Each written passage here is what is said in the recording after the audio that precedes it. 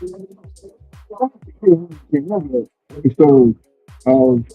the most dangerous combat sport in the world, American politics. And today we're going to be talking about, once again, American politics along with boxing. There's some boxing news that I want to talk about, mainly about that pound fighter named Devontae Tank Davis. It appears that Devontae is having a little bit of problems again with another domestic issue. I just don't know how. Listen, Devontae got a problem with women.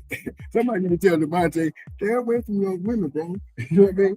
Because Devontae always had a problem with these ladies. You know, he seems to be he kind of grabs them the back of their head by the throat. He has a propensity to do these kind of things. And so we'll be talking about Devontae. We're going to start off with Devontae. And then we're going to be talking about the situation. There's still some unrest with these ICE agents in Minneapolis. Not only that, there's a spillover. It was in Oregon. Was it Washington? Anyway, we'll talk about that. It's one of those.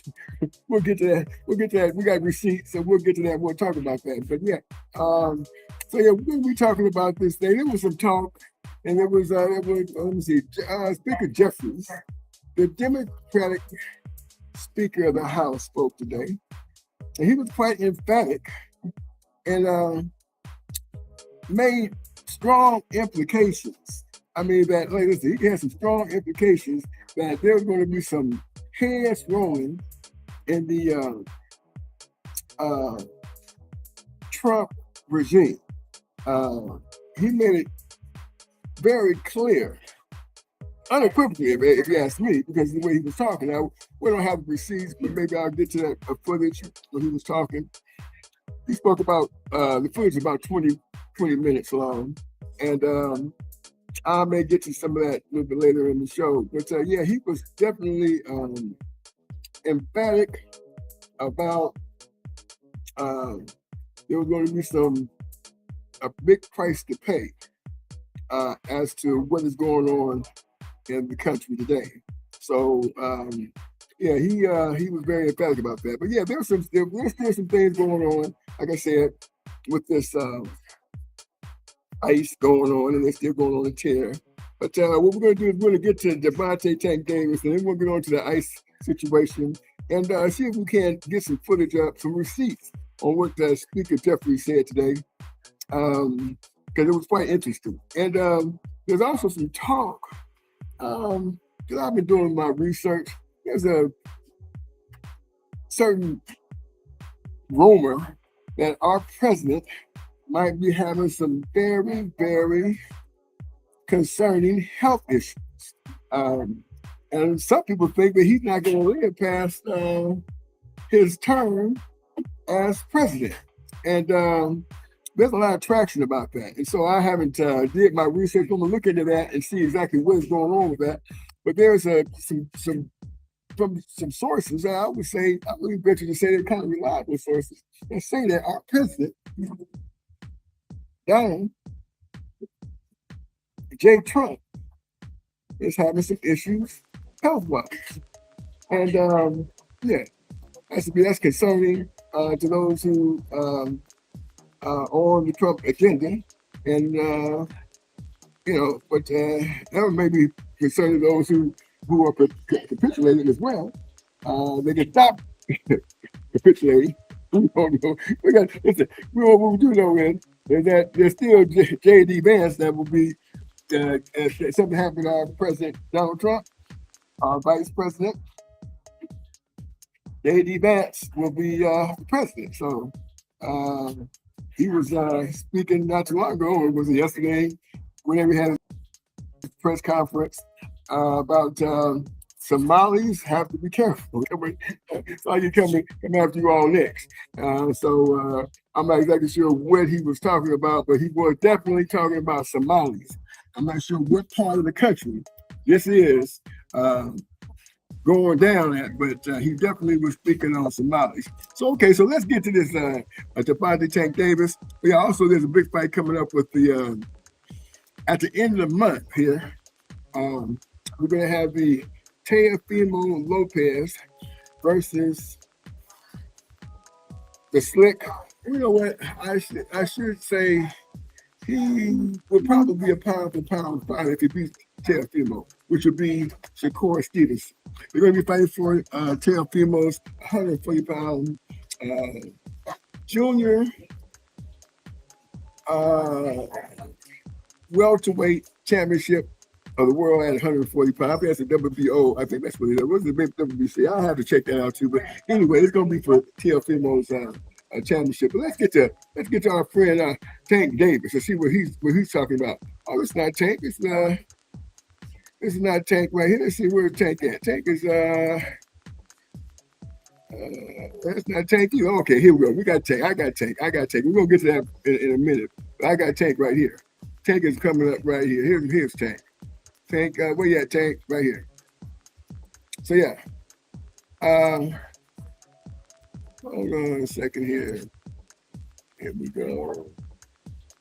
We got him now. All right, so this is old Tank here. Tank, let's see what's going on with our Tank is a heck of a fighter. But it says right here, it says police manhunt underway for Gervonta Davis following domestic violence. Now it says manhunt, and so he must be on the run. Let's see what's going on with old Tank here. It says Alexander Behunin, and this was written Wednesday, January the 14th, 2026. Yesterday, it says 2-minute read. So here we go. An arrest warrant has been issued for WBA lightweight champion Gervonta Davis stemming from an alleged domestic violence incident that occurred in October, according to ESPN.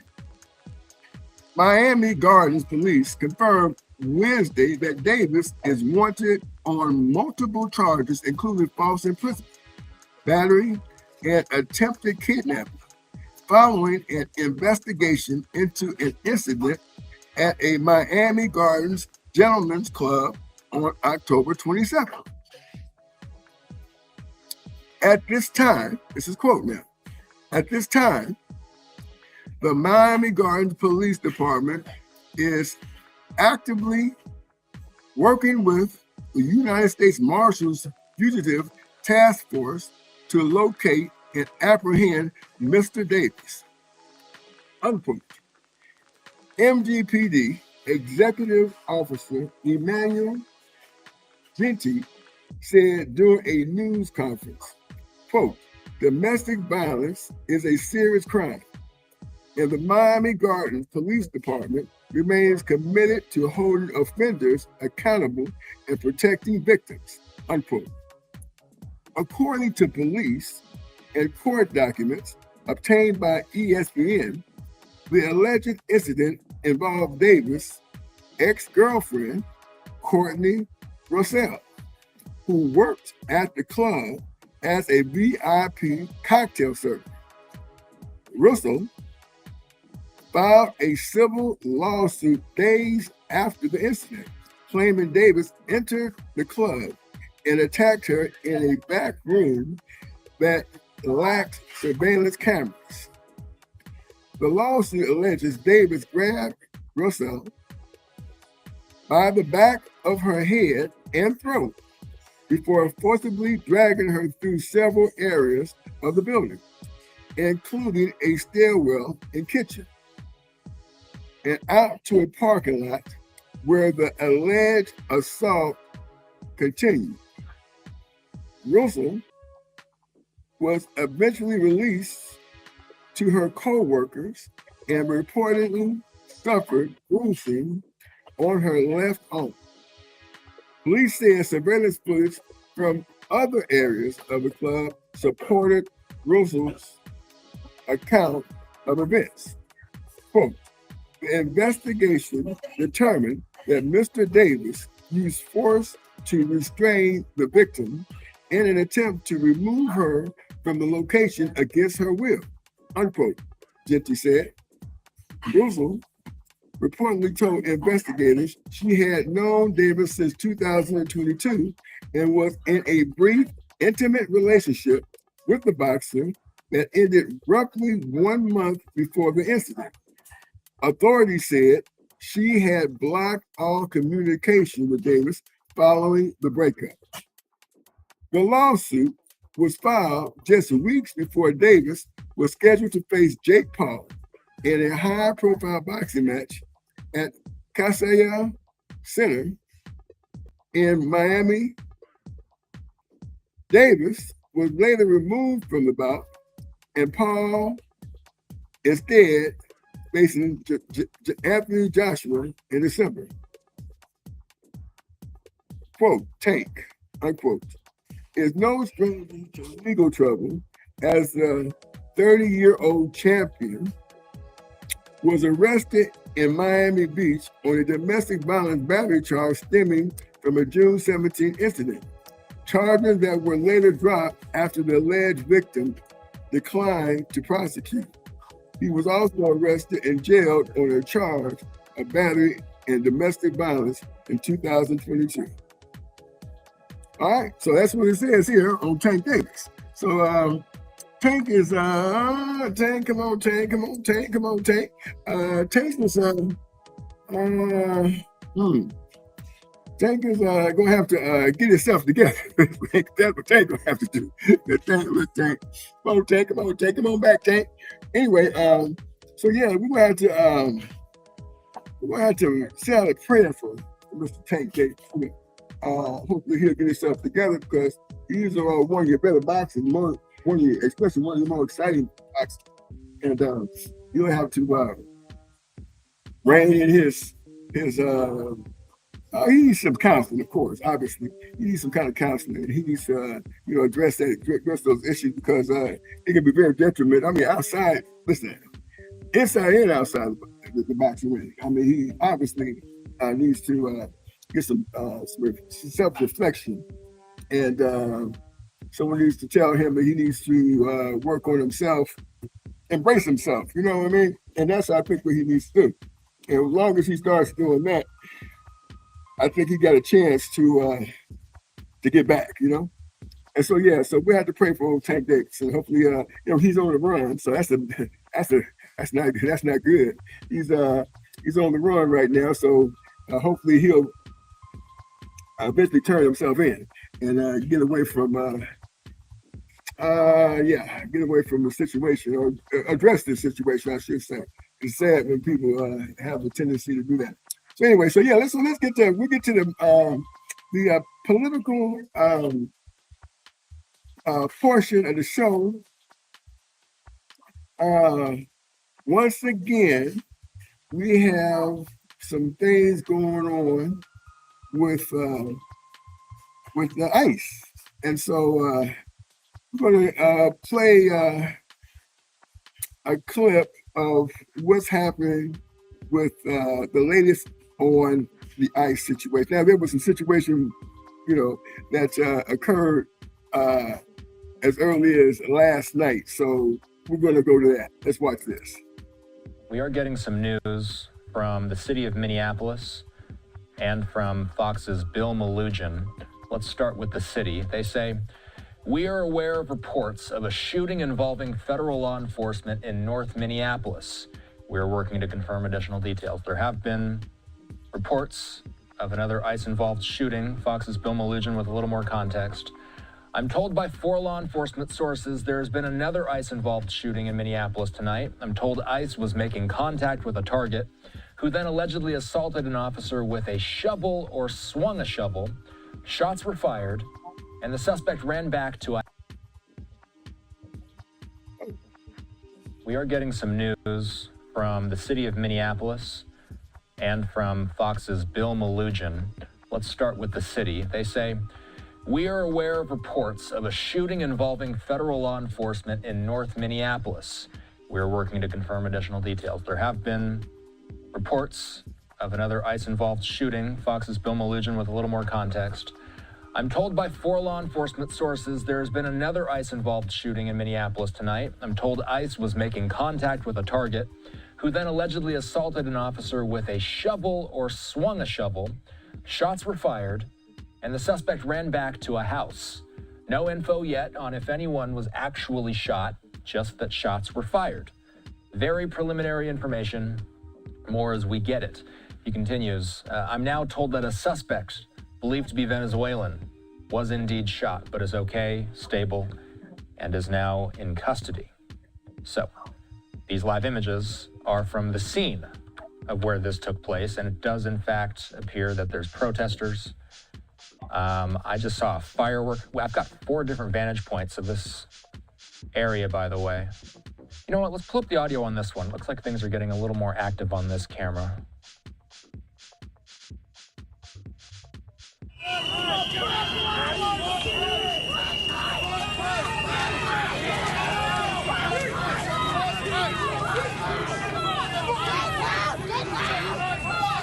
Unclear to me if this is in the exact area or how close this protest is to the area where that shooting or that shots fired incident took place.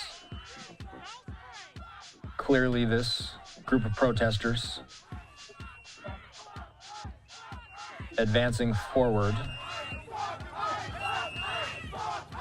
screaming F ICE. And as we hear of another shooting taking place in the Twin Cities, this is certainly going to serve potentially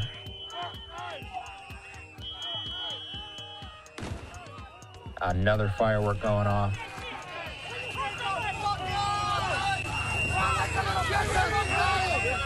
Governor Tim Walz, earlier this evening, about an hour and a half ago, making an address to Minnesotans.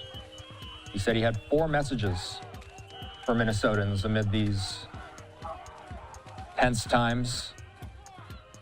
The governor saying President Trump wants this chaos and confusion on the streets. And he also said protesters need to be peaceful. It did appear to me like they were throwing some snow at those officers. And that's something that we've been seeing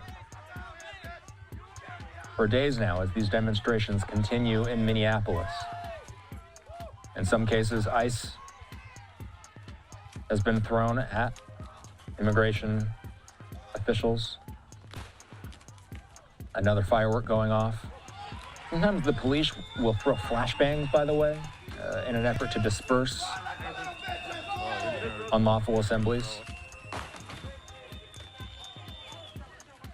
Okay, looks like some of those, and that might have been a flashbang right there, actually. I just saw some of those demonstrators running away.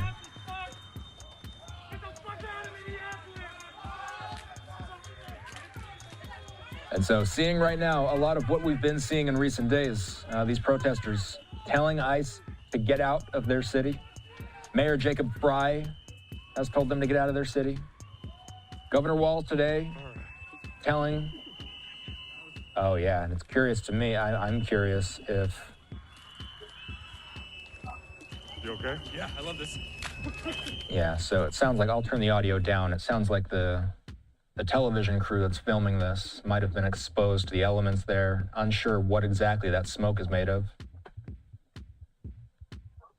But certainly a crowd dispersal tactic we just saw on live television.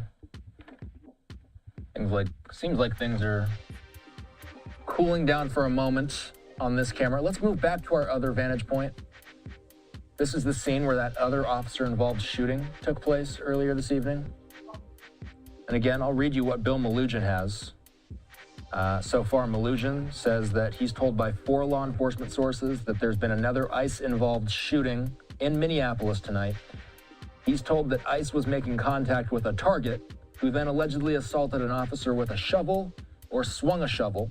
Shots were fired, and then the suspect ran back to a house. Okay, it looks like this camera's running away. I'm not exactly sure what they're running from or what they're running toward, if anything. Putting the camera down, possibly. There is no audio coming through on this camera, just to be clear. Okay, now we got some.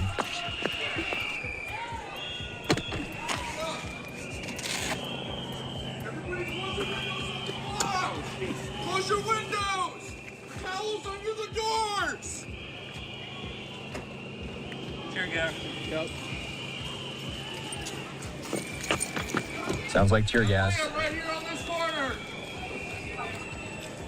So yeah, that's going to make everybody run away as quickly as possible. A number of our crews have been exposed to the tear gas in recent days. Emily! It looks like a crowd is more able. And they've set the ball one shot.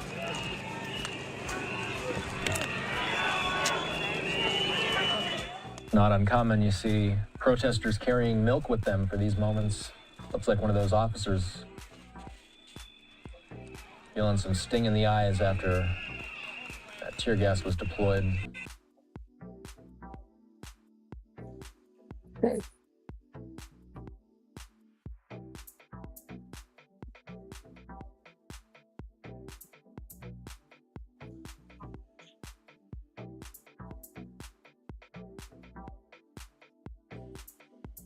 Chris, did it make you feel? We're going to take a look at the ex-governor, Jesse Ventura. He obviously has something to say. This is Jesse Ventura. I don't know if you all remember him, but he was the governor of Minnesota. And he has some very candid remarks to say about Donald Trump.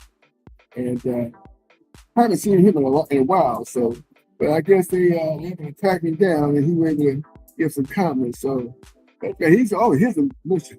This guy said that the United States is now a third world country. This is what Jesse Ventura is saying. He is saying that our country is a third world country. And he gives an explanation why he says that. Yeah, we got to say our country is now being as a third. We were the most, arguably the most powerful country in the world. And now, with all this chaos and confusion, the United States now, as far as Jesse Ventura is concerned, is a third world country. And he gives an explanation why he says that. Let's go to Jesse, see what he got to say. I haven't seen Jesse in a while. I mean, I was so shocked that he was still, well, he said he hasn't been around, but he says reason why. So let's go to the clip here. Chris, did it make you feel better to have that conversation, or what would you say? No, I'm just saying, as a graduate of Roosevelt High School and as the former governor of Minnesota, I'm so proud of Roosevelt High School and how they stood up for what is supposed to be America and freedom. And freedom is not arresting people without warrants. We have a system here. It's called a Constitution. And we have a party, the Republicans, who don't seem to want to abide by the Constitution. January 6th is a prime example of that. And now they're all free and they're in charge. You know what? Maybe it's time for Jesse. I only did one term. I'm owed a second. Mr. Ventura, can you remind us, you went to school here? I went to school here. I'm a 1969 graduate of Minneapolis Roosevelt. I'm proud of them for what they did. They made me proud as an alumni. Go Teddies. What are your thoughts? I know we're jumping in, probably doubling up on That's some right. of his questions, but what are some of your thoughts about what unfolded yesterday, and then after that, what you saw? Well, I've told you already. We're a country of the Constitution. We have leadership now that has destroyed the Constitution. They don't follow it. They could care less about it. Am I right or wrong? I took an oath to defend the Constitution against all enemies, foreign and domestic. I view after January 6th, the Republican Party is a domestic enemy to our Constitution. I can't get any bolder than that, can I? And you obviously saw the video that the student shot outside here, and that obviously elicited a lot of emotions for you. Just watching What do you mean that, the student shot? there were some outside? students that shot the video of the chaos here yesterday. It was No, I nice. didn't even Oh, see you didn't it. see it? Okay, I thought I you didn't did. see it. Okay, okay. The only thing I've seen is the murder. So talk about, you were a student here. When did you graduate? 1969. Have you been back here? Talk about that. Is this like first time back? No, came back to homecoming 2 years ago. No. I'm a proud graduate. I held 3 school records in swimming, 2 District 17 records. Our football team was undefeated. We won. Back then there were no playoffs. We played St. Paul Central for the Twin City Championship and defeated them, I think it was 21-6. And we did that at the old brick house, if you remember that, the old University of Minnesota. That's where they used to play the Twin City Championship game. There weren't playoffs then. Dave Winfield was on that Central team, wasn't he? Yep. Okay, yeah. Yep. We beat Dave Winfield and Central. Just to be abundantly clear about what you're doing, what you wanted to do at the school here today. I just came here today to show my support as a graduate of Roosevelt and tell them how proud I was of what they did of keeping ICE off of this campus. This is a place of learning. And you learn things like the Constitution. You learn about warrants. You learn about things of that nature. And what we're getting right now is violating all that, what kids are being taught. You want to know something? I'll give you a quote. We're a third world country now. You want to know why? I'm an expert. I've been to them. I spent 17 months in Southeast Asia while the draft dodger was playing golf, right? You know how I know we're a third world country? Because in third world countries, they have the military doing their police work in the cities when you walk around. I was in the Philippines the day Ferdinand Marcos declared martial law and went under dictatorship. We went from nobody to a guy with a machine gun on every corner. That's what happens in a dictatorship. In comes the military. That's what's happening here. And people better wake up to it. You want to read something? Then read your history of Germany and start comparing the tactics of what happened in 1930s Germany to what's happening here. Read history. You learn from history. And this is nothing new. This is all repeated. This is a game plan, it looks like to me, of what's going on here. How dare Minnesota? We'll take care of ourselves. We don't need federal troops coming in here without warrants. Some people have said this undermines local law enforcement. It undermines the entire Constitution. The military cannot be turned loose unless it's a national emergency. They're going to tell me this is a national emergency? Message for Trump or message for Governor Walz? Who was that? You mean the draft-dodging coward? I don't call him by name. He's the draft-dodging coward who, when it was his time to serve his country, he did what all rich white boys did. I wasn't a rich white boy. I grew up in South Minneapolis. Most of me and all my friends are Vietnam veterans. We had to go. But the rich white boys never had to go, did they? And he didn't have to go, did he? And yet he's going to tell me what courage is? Are you supporting Governor Walz and Mayor Fry the way they've been outspoken towards? Absolutely. Good for them and good for these people that stood up. They're teaching their students something, that we are a country, that we have to be a country of law and a country of the Constitution. They're all forgetting about the Constitution of the United States of America. We don't even have it anymore. After January 6th, are you kidding me? And then they all get turned loose and now they're in charge? I gave up on this country when this guy I haven't even watched the news since last November. I stumbled onto this, and now look what you've done to me. Well, thank you for stopping. I appreciate it. Here I was leading a nice, quiet life, and now you've injected me back in here, and probably going to make me the governor of Minnesota again. And you seem fired up and motivated. Because somebody needs to clean up what the Democrats and Republicans constantly wreck. And you notice I lump them together.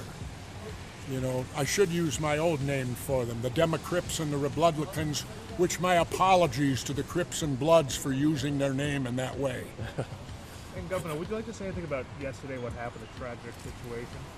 Yeah, that's Anytime you have the loss of life that needlessly happens, that's tragedy. And what occurred yesterday did not have to happen. There is no way. I've seen the tape of it, and who is this, the governor of South Dakota? Has she ever met a person of color? Do they have any in South Dakota? good. Thank you for stopping. Thank you, Appreciate sir. it. Thank You know who I'm talking about on that, right?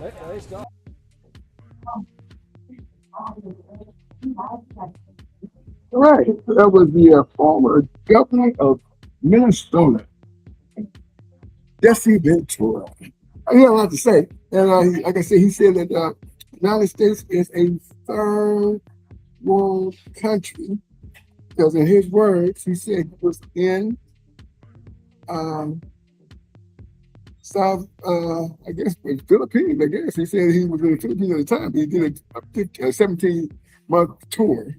And he's seen the military come through, just like they're doing right now here in the United States. And of course, he fashions that into what happened in Germany. So the playbook is obviously something that Donald Trump likes to read about Hitler. So the playbook has been set. And so you have to see what happens if they're able to pull it off. But the point is that if the playbook, they know the playbook because of history, they should know how to stop it. Someone should know how to stop it and what it's going to take to stop it from the democracy perspective. From the democracy perspective, how they're going to stop this regime from trying to do what it's going to do. But Jeffries spoke, and he was pretty emphatic that there was going to be some heads that's going to roll. Obviously, they know some things that we don't know, and we know, and they know that's how it's going to come down the pike, and when it's going to hit, how it's going to hit.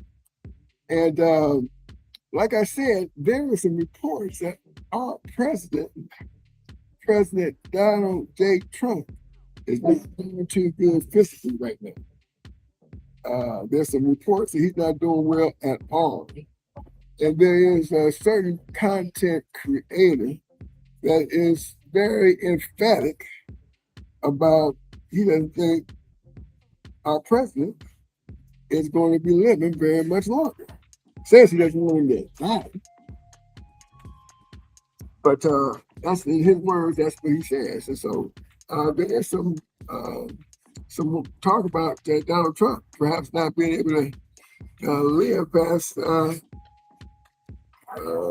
reign. Well, I don't know how long. He got the best medical stuff. But they say, guess what they say about Donald Trump? They said Donald Trump is still eating McDonald's. He's filet fish sandwiches and what was that, a Big Mac, I believe. And he's taking a bunch of aspirin, blood thinners. This is what I hear. Now, I don't know. I just have my sources of, from the internet, and you have the source to source, so I don't really know if that's how it's, but that's what I hear. That's why I hear that Donald Trump, based on a few sources, that Donald Trump is not doing too well physically, and that Donald Trump may not live very long. But they have a lot of things going on with the some impeachment probably, and so there's a lot of stuff going on. I'm gonna tell you, we're gonna go ahead and we're gonna take a look at a few things now, and see what some of these Democrats and what they got up their sleeve, and how they're gonna try and get this situation under control. Let's see what the Dems got to say. They're doing a live. It's a live. Let's see what the Dems got to say. Responsibility and an obligation.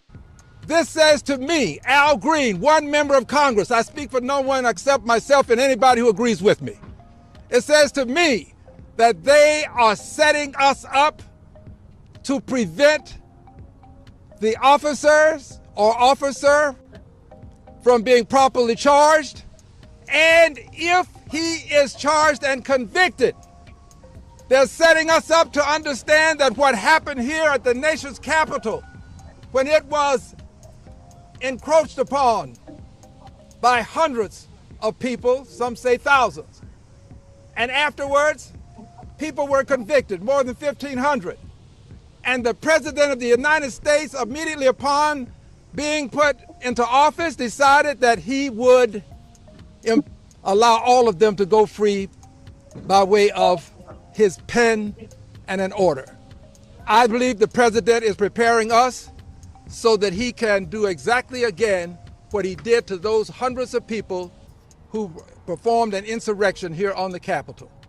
He is going to exonerate them by way of an executive order. I thank you, Mr. Chairman, and I'm sorry if you think that I spoke. Thank you so much.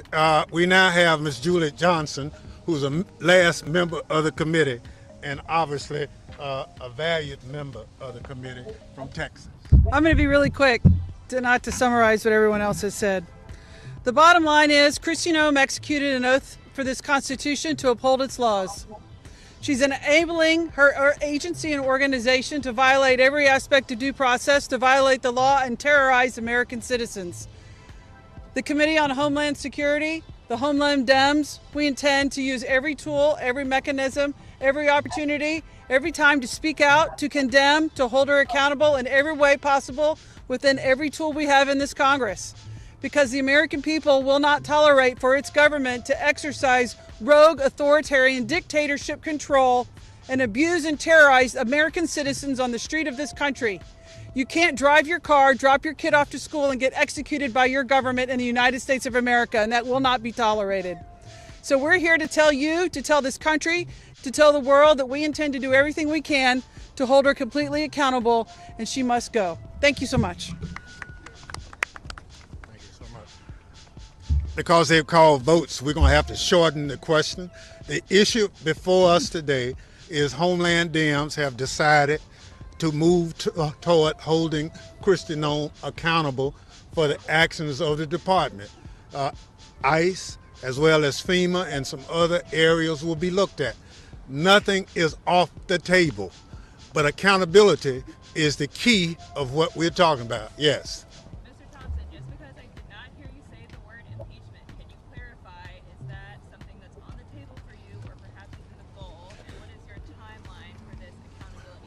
Nothing is off the table. It's accountability. We will be in Minneapolis this weekend, looking there. We plan to go to other areas. We want to talk to communities. We want to get a sense of what's happening more than what we are seeing on TV. So members, Democratic members, will be going all over the country, collecting data, testimony, and other things as to what's going on. And ultimately, that accountability will lead us to a decision. Some people, as you've heard, have already reached a decision, but from the standpoint of the committee as a whole, we're looking at accountability. And no one, including this administration, is above the law. Congressman Thompson? Yes. Just a few hours earlier, one of your colleagues had a press conference announcing an impeachment resolution on Secretary Noem. Members in this press conference also said that they were going to reach that conclusion. Does that undermine your effort, which you say is going to be a process? You're not ready to jump to that conclusion. Well, look, we have one resolution that has 50 names of members already on it. But I think the key is for those who have jurisdiction. We have decided that we want to move toward accountability. We'll be talking with the Judiciary Committee as well as Government Reform and Oversight to see whether or not this accountability can be moved forward.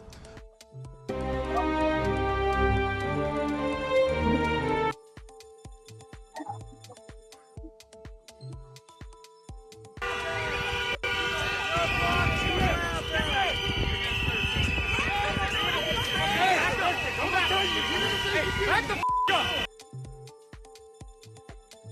Okay, so that's them talking. And we're gonna get back to that footage in a moment. But they're still having conversation about that. And let's go back and see what they're talking about here.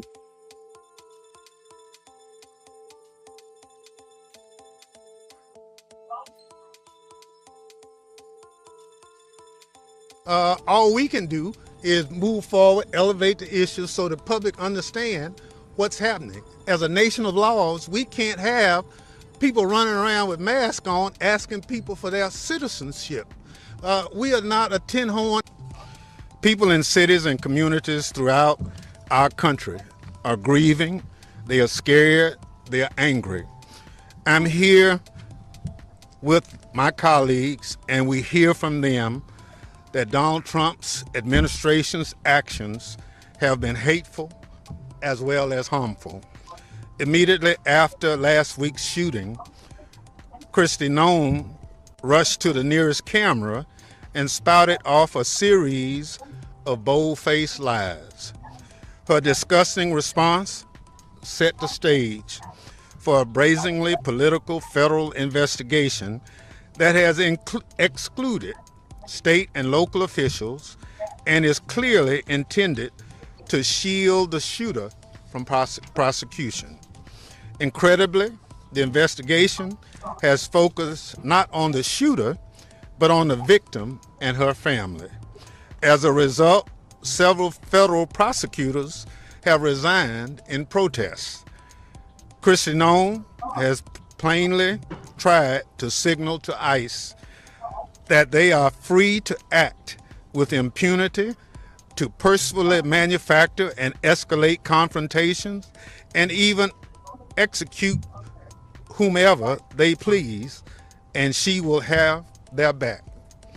She has unleashed ICE and other federal law enforcement officers upon American communities, not to protect them, but to attack them and to sow fear, violence, and chaos.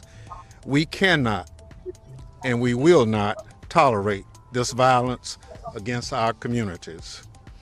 The killing of Miss Good must be independently investigated to those responsible, from the agent who pulled the trigger to the president and secretary who deployed them. They must be held accountable. And we cannot stop there. Unfortunately, when it comes to Ms. Noem, this cruelty and disregard for the rule of law is part of a long pattern of behavior. This shooting did not happen in a vacuum. It is a tragic result of Noem's dangerous reign as secretary. Since taking office, Noem has established a corrupt culture at the Department of Homeland Security.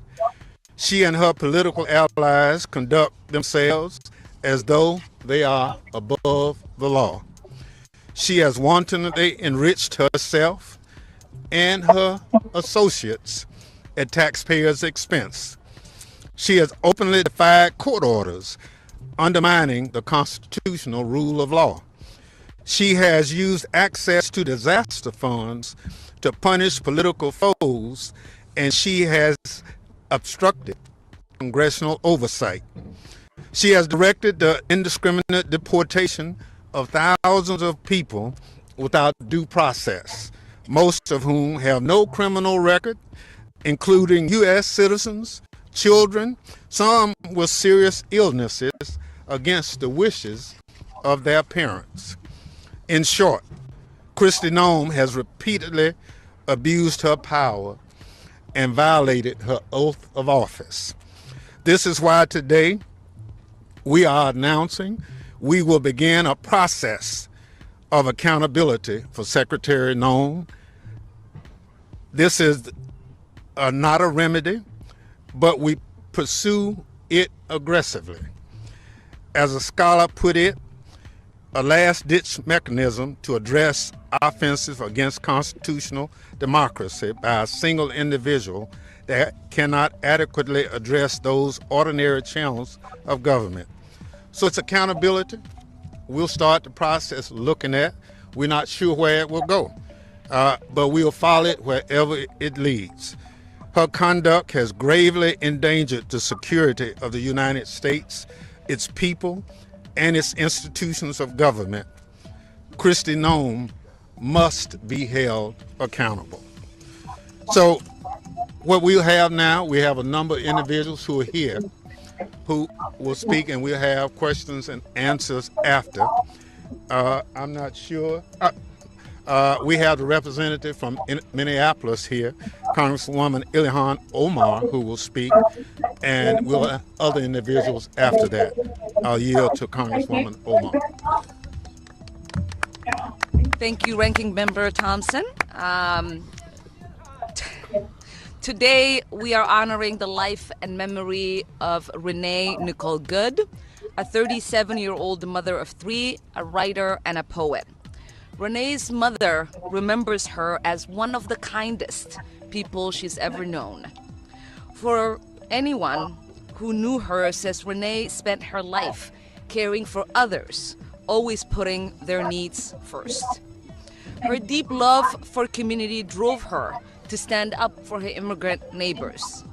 She had just dropped off her 6-year-old son off at school and was serving as a legal observer when she was murdered by an ICE agent in South Minneapolis. ICE's reckless actions have taken a mother from 3 children, a partner from a wife, and inflicted unfathomable pain on our community. My deepest condolences go to Renee's family, friends, and anyone who loved her.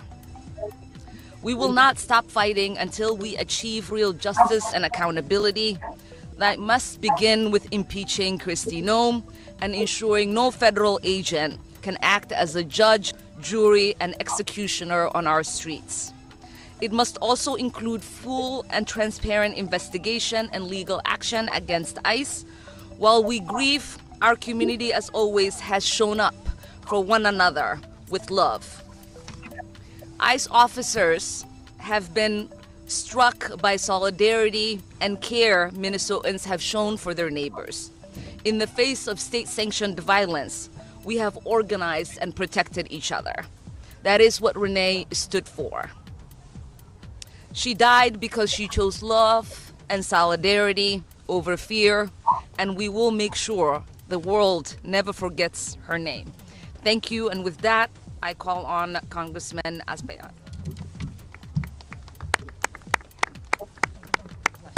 Is Grace here? Yes. We'll have Congresswoman Grace Meng. Thank you so much, Representative Omar, and thank you for Chairman Thompson for bringing us together. Hi, everyone. I'm Congresswoman Grace Meng, Chair of the Congressional Asian Pacific American Caucus, or CAPAC. Thank you so much to Representative Omar, Ranking Member Thompson, Ranking Member Raskin, CHC Chair Espaillat, and the members of Congress here today for your leadership. Renee Nicole Good was a mom. She was a wife. She was a poet, singer, and most importantly, she was a U.S. citizen. She had just dropped her 6-year-old child off at school before she was deeply powered by AI. Filmora 15 understands. Okay, so we're gonna get back to it in a second. We got about 10 more minutes before we close the show. But obviously they're going after Kristi Noem now. Kristi Noem is the target. So they impeach Kristi Noem, and they're going to make sure that they send a message to everybody that's thinking that they're above the law. So obviously, they're going to start with Kristi Noem. Won't be surprised if Kath Patel is next. You know, the saying, you know, yeah. So this is what they seem to be approaching. Streets.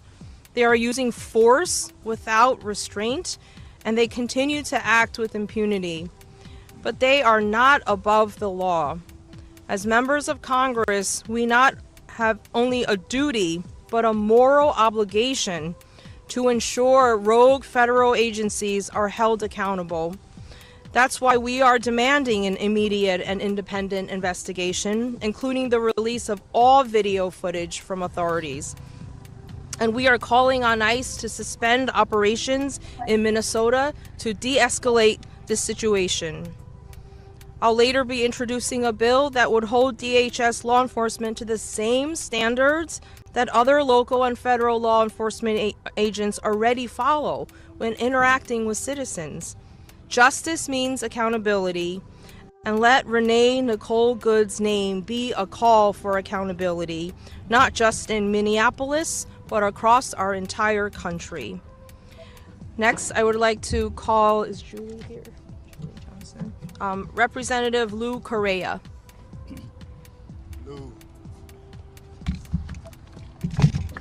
Good afternoon, everyone. I'm going to ask all of you, what happened? What the hell happened in this country? 911, cowardly attack on our country. Thousands of Americans died. So we created the Department of Homeland Security to protect Americans from terrorist attacks. A president gets elected promising to deport criminals undocumented. Big, beautiful bill. $160 billion plus to build this massive paramilitary machine. What happened? American citizens being arrested, being detained, being held for days until they can prove they're American citizens. American citizens with passports ignored, being detained. What's going on, people? It's not them, it's us. Armed paramilitary force massed in our streets, arresting our friends and neighbors. Donald Trump, Kristi Noem, have essentially ignored the Constitution. They have ignored Congress. They've obstructed our ability to conduct oversight. They cherry pick what federal court decisions to follow and which ones to not. Ladies and gentlemen, this is a serious moment for our country. Homeland security to defend us against foreign terrorists. We are not terrorists. If we choose to exert our First Amendment, freedom of speech, to demonstrate, to express ourselves, that does not make us terrorists. That does not mean that people need to be shot and killed like Renee Nicole just for being there. Please, folks, don't let this die. We've got to push hard, like our ranking member has said, to make sure we have full investigation, full accountability. These are our taxpayer dollars. Thank you very much. And now I'd like to introduce my colleagues, Mr. Fanadere. Good afternoon. Thank you all for being here. I also want to thank our leader, ranking member Thompson, for his leadership, and all of my colleagues here who are actively speaking out against what's happening in America. Just a few weeks ago, I introduced a bill in the U.S. Congress eliminating qualified immunity for ICE agents. When ICE agents murder American citizens in our cities, they must face consequences. They must be brought to justice, and they cannot hide behind, as the Vice President J.D. Vance suggested, hiding behind this immunity. So my bill would ask that the qualified immunity be removed for these murderers. In our cities all across America, ICE is working beyond control under the leadership of Kristi Noem. My second ask, and I'm just proud to have co-sponsored a resolution to impeach Secretary Kristi Noem. Kristi Noem has lied to my Homeland Security Committee. She has misused taxpayer funds and now leading an agency, leading ICE, that is committing crimes across America. Kristi Noem must be impeached. She must face the consequences of this. And we must, finally, we must reform ICE. But it looks at this stage, folks, ICE is beyond reform. ICE is totally out of control. And this week, I intend to introduce a bill to abolish ICE. We need to make ICE go away. 2003, before 2003, without ICE, various federal agencies were able to take care of business, and we can do this without ICE. But we do not need the murderers. We do not need this paramilitary organizations, members on our street terrorizing U.S. citizens, terrorizing moms, terrorizing our children. You know, to summarize, I ask Kristi Noem be impeached. I ask that ICE be abolished, and I certainly ask that the qualified immunity for ICE end right now. Thank you all. I would ask my colleague Delia Ramirez to come and address the press. Thank you, Congressman. Well, good afternoon. It's a cloudy day. It's 1 week from the horrifying murder that we all saw on video happen in Minnesota. And it is cloudy because we know that we're weeping at what we are seeing happen around the country. You see, for the last year, as Americans watch the violence and indignity on their phones and televisions, they have come to understand what so many of us already know.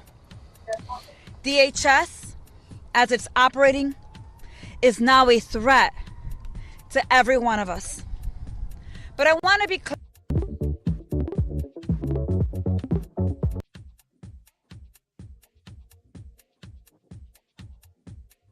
Hey,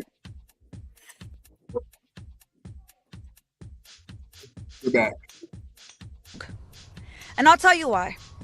Because from its establishment, the Department of Homeland Security and ICE has been empowered through a lack of oversight and too much latitude to violate our rights under the pretense of securing our safety.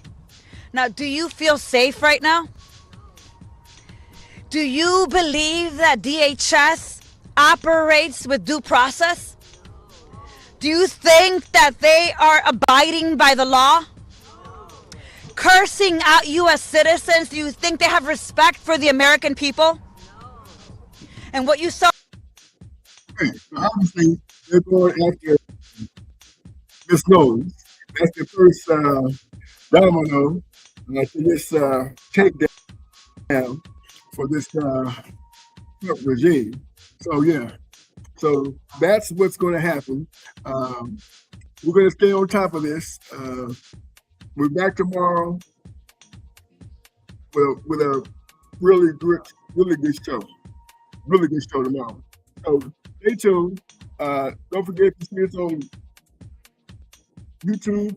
Give it a subscribe, a like, share the video. This is also streaming over there at add.my.name. That's add. It's down here on the ticket. You know, you can go still over there. And TikTok, YouTube,